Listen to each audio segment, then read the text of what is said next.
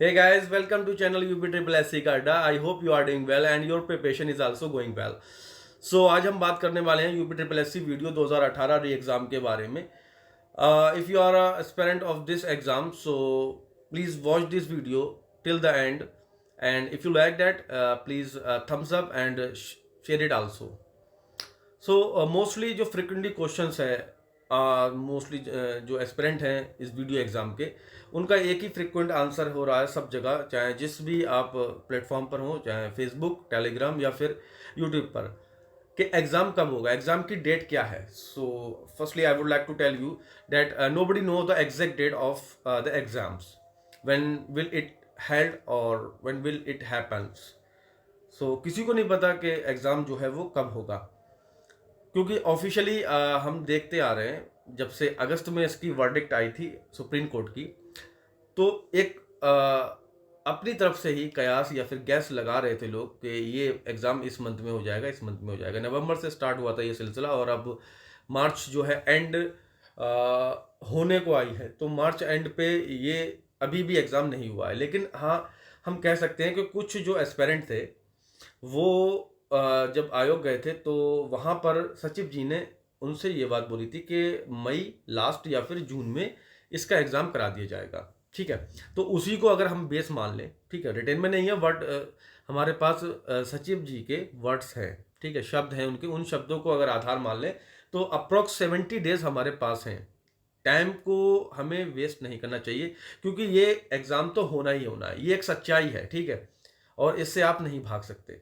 ठीक है, 70 दिन का टारगेट बना लीजिए आप, और उसको जो भी आपको पढ़ना है, तीन आपके सेक्शन है एग्जाम में, इन तीन सेक्शनों को आप डिवाइड कर लीजिए कि आपको किसमें कितना टाइम देना है उस हिसाब से, क्योंकि किसी की स्ट्रेटेजी किसी पे लागू नहीं होती है. सपोज आप मुझसे भी बहुत सारे पूछते हैं कि आप हिस्ट्री कहाँ से पढ़ रहे हैं, ठीक है, या फिर ज्योग्राफी कहाँ से पढ़ रहे हैं या पॉलिटी कहाँ से पढ़ रहे हैं, मेरे जीएस में मार्क्स नहीं आ रहे हैं. तो मेरी स्ट्रेटेजी मेरे लिए है, आपकी स्ट्रेटेजी आपके लिए है. ठीक, वो बात अलग है कि हाँ, हम थोड़ा सा किसी और की स्ट्रेटेजी से लेके अपनी स्ट्रेटेजी में ऐड कर दें, but you can not completely follow that particular strategy, क्योंकि वो उसकी स्ट्रेटेजी है, उसने अपने हिसाब से, अपने कंफर्ट के हिसाब से अपने लिए बनाई है. ठीक है, या फिर वो जो उसके पास नॉलेज है, जो भी उसके पास उसने पढ़ रखा है, वो उसने अपने हिसाब से पढ़ा है. कुछ बहुत से पूछते हैं कि भैया किताब बता दो, तो वनडे एग्जाम के लिए मेरे हिसाब से लूसेंट से बेस्ट कोई भी किताब नहीं है. और यूपी ट्रिपल एस सी का अगर एग्जाम्स का आप एनालाइज करेंगे तो आपको यही पता लगेगा कि लूसेंट से ही सारे क्वेश्चन पूछे गए. लेकिन अब मैं तो लूसेंट नहीं पढ़ रहा हूँ, क्योंकि मैंने लूसेंट तो 10-12 बार या 15 बार से ज़्यादा बार पढ़ ली होगी. अब मैं बार बार उसको पढ़ूंगा तो बोर हो जाऊंगा.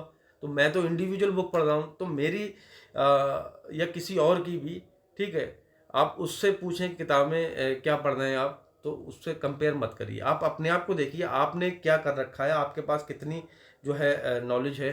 ठीक है, तो उसके हिसाब से अपनी स्ट्रैटेजी बनाइए. हाँ, आप राइटर पूछ सकते हैं कि भाई स्टार्टिंग है, मेरा मेरा जीएस में ये हो रहा है, स्टार्टिंग है, मैंने इतनी बार ये पढ़ा है, तो उसके हिसाब से आप कोई किसी से पूछेंगे तो वो आपको बता देगा. तो कम्प्लीटली आप मैं अगर बोलूँ तो आप लूसेंट को अच्छे से पढ़ लो. ठीक है, वीडियो एग्ज़ाम के लिए, और पी वाई क्यू लगा लो सारे रीजनिंग के, और जीएस भी सारे पी वाई क्यू लगा दो यूपी ट्रिपल एस सी के.